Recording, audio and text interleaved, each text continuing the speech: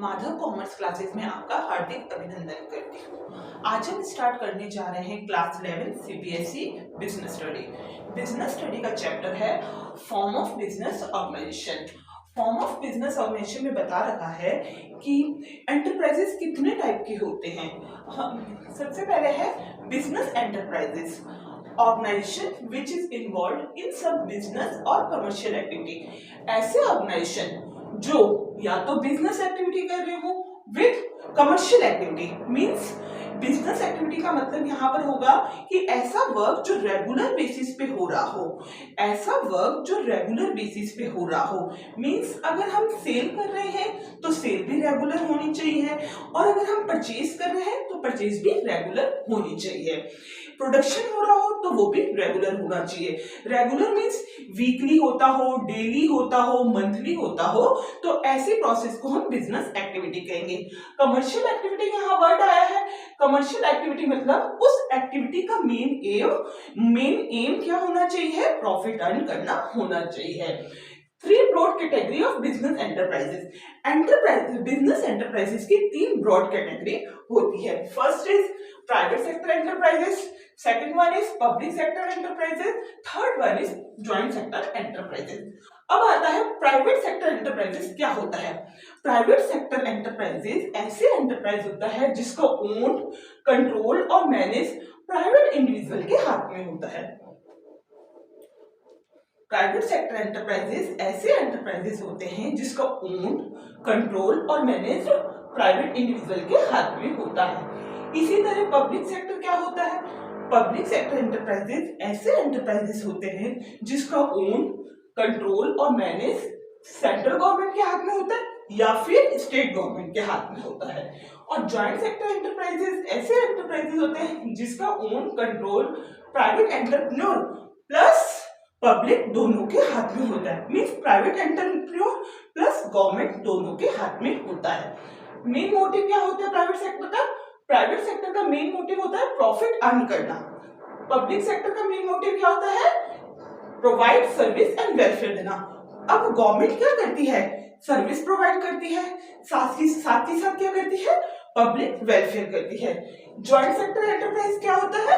Joint sector enterprises का main motive profit earn करना होता है। प्राइवेट सेक्टर एंटरप्राइजेस का एग्जांपल रहेगा रिलायंस इंडिया लिमिटेड, टाटा, बिरला, ये सब क्या है? प्राइवेट सेक्टर एंटरप्राइजेस हैं। अब आता है पब्लिक सेक्टर एंटरप्राइजेस।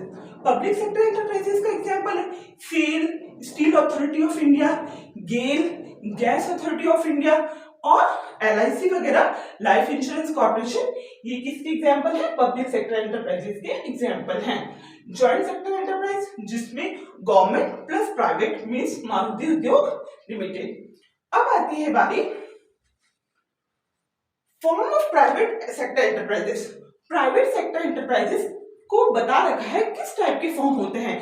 अगर 1 पर्सन हैंडल कर रहा है तो क्या फॉर्म होगा, अगर 2 और मोर पर्सन हैंडल कर रहे हैं तो क्या फॉर्म होगा, या more than 20, more than 50, more than 100 तो क्या होगा। सबके लिए कंडीशन अलग अलग है।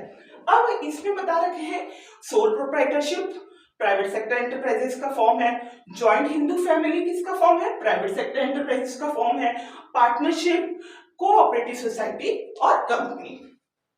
सोल प्रोप्राइटरशिप, सोल प्रोप्राइटर या वन ओनर। सोल प्रोप्राइटरशिप का मतलब होता है sole means single, proprietorship means owner, proprietor means owner. Single owner के द्वारा अगर कोई बिजनेस हैंडल किया जाता है तो उसे सोल प्रोप्राइटरशिप बिजनेस कहते हैं। Business owned, manage and control by single individual.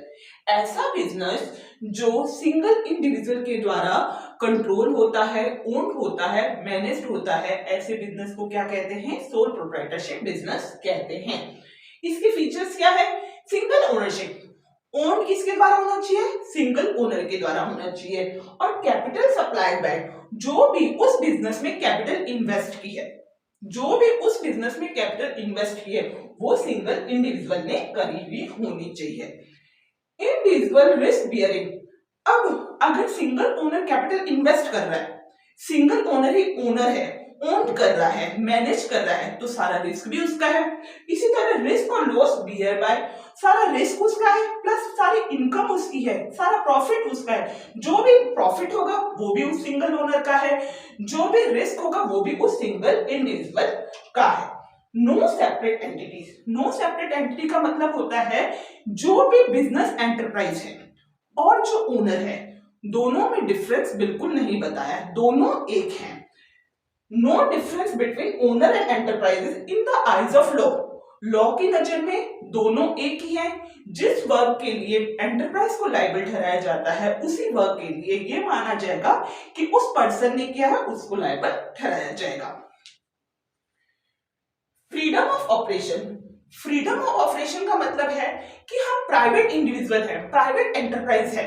It means कि हमें सभी काम करने की फ्रीडम है, हमें किसी से कोई भी रेगुलेटरी एक्ट को नहीं फॉलो करना, कोई भी गवर्नमेंट इंटरफेरेंस, बहुत रेयर चांस होती है गवर्नमेंट इंटरफेरेंस भी नहीं होती है।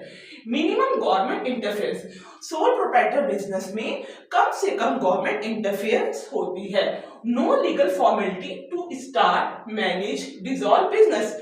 कोई भी बिजनेस, उस सोल प्रोप्राइटर बिजनेस को कोई भी मतलब स्टार्ट करने के लिए कोई रेगुलेटरी एक्ट नहीं है, कोई लीगल फॉर्मेलिटी नहीं, जब चाहे उस सिंगल ओनर का मन करे स्टार्ट कर सकता है, जब चाहे उसको वाइंड अप डिसॉल्व कर सकता है।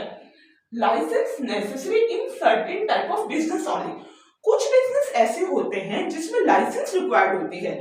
For example hospital, hospital means medical business, कुछ बिजनेस ऐसे होते हैं जिसमें लाइसेंस, अब हम मेडिसिन का बिजनेस करना स्टार्ट कर रहे हैं तो हमें लाइसेंस रिक्वायर्ड है।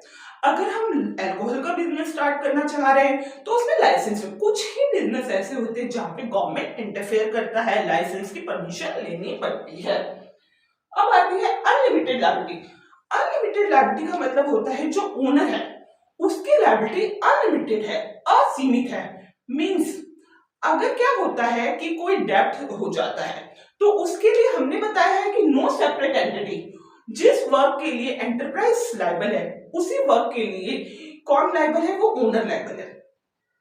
ओनर लायबल है तो अगर कोई लॉस हो जाता है, इन फ्यूचर कोई लॉस हो जाता है, उसके लिए जो भी क्रेडिटर होता है वो क्लेम किसको करेगा, बिजनेस को तो करेगा, और बिजनेस उसका क्लेम फुलफिल करने के लिए बिजनेस की एसेट्स को सोल्ड आउट कर दिया जाएगा। और इन द केस इनसफिशिएंट रह जाती है, अगर बिजनेस की प्रॉपर्टी उस डेब्ट को पे करने में इनसफिशिएंट रह जाती है तो उस सिंगल ओनर की प्राइवेट प्रॉपर्टी को भी उस डेब्ट को पे करने के लिए सेल कर दिया जाता है। इट मींस अनलिमिटेड लायबिलिटी है, उसकी प्राइवेट प्रॉपर्टी भी लायबल होगी क्रेडिटर के डेब्ट पे करने के लिए। Owner sole proprietor himself is responsible for all losses, owner खुद रिस्पॉन्सिबल है लॉसेस को बेयर करने के लिए। If business assets are not sufficient, अगर बिजनेस एसेट सफिशिएंट नहीं होती है डेब्ट को पे करने के लिए तो उसकी पर्सनल प्रॉपर्टी को भी सेल कर दिया जा सकता है। One man control, one man control का मतलब होता है प्रोप्राइटर सिंगल मैन है, सिंगल ओनर है, तो उस बिजनेस पे वन मैन कंट्रोल रहता है, किसी और का कंट्रोल नहीं होता है।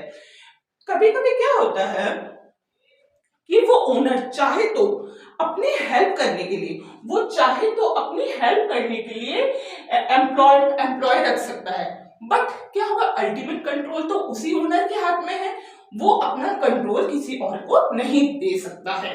केवल अपनी हेल्प के लिए कोई लेबर रख सकता है, एम्प्लॉय रख सकता है, कुछ भी वर्कर रख सकता है। अब आती है स्मॉल साइज। अब बात है कि जो सोल प्रोप्राइटर है, सोल प्रोप्राइटर है, सिंगल पर्सन है, सिंगल पर्सन है तो वो जो फंड अरेंज करेगा, ऐसा तो नहीं है कि वो 200 करोड़ 500 करोड़ 1000 करोड़ कलेक्ट कर लेगा, नहीं, वो सिंगल ओनर है तो उसके फंड भी कम अरेंज होंगे, तो वो बिजनेस जितने फंड होंगे उसके अकॉर्डिंग बिजनेस होगा। तो single owner fund limited arrange कर सकता है तो उस फर्म का बिजनेस भी स्मॉल साइज का होगा। Funds arrange and manage control bus one person, एक ही पर्सन के द्वारा क्या होता है फंड अरेंज होते हैं। Sole proprietor can arrange limited funds, limited fund arrange कर सकता हैज लिमिटेड मैनेजरल एबिलिटी। अब वो हर एबिलिटी में एक्सपर्ट नहीं होगा ना, कहीं वो सेलिंग भी कर ले, मार्केटिंग भी कर ले, प्रोडक्शन भी कर ले, ऐसा नहीं हो पाता।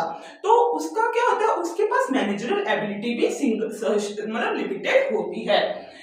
स्केल ऑफ ऑपरेशन स्मॉल, इसीलिए उसका बिजनेस क्या होता है, स्मॉल स्केल ऑफ ऑपरेशन होता है, बहुत स्मॉल साइज का होता है। Lack of business continuity, lack of business continuity का मतलब है अब single owner by chance ill हो जाता है या इनसफिशिएंट इनकैपेबल हो जाता है या फिर बोल दो कि डेथ हो जाती है या इंसॉल्वेंट हो जाता है, कोई भी कंडीशन हो जाती है, ये ओनर है, अगर वो इल हो गया तो क्या बिजनेस चल पाएगा, बिजनेस नहीं चल पाएगा। अगर वो उसकी डेथ हो जाती है तो क्या बिजनेस चल पाएगा, नहीं चल पाएगा। मतलब ये है कि अगर वो पर्सन सिंगल ओनर की डेथ हो जाती है, इंसॉल्वेंसी हो जाती है, इनकैपेबल हो जाता है, तो बिजनेस पर डायरेक्ट इफेक्ट पड़ता है, बिजनेस डिसकंटिन्यू हो जाता है, बिजनेस ही वहां पर डिसकंटिन्यू हो जाएगा, समाप्त हो जाएगा उसकी डेथ होने पर।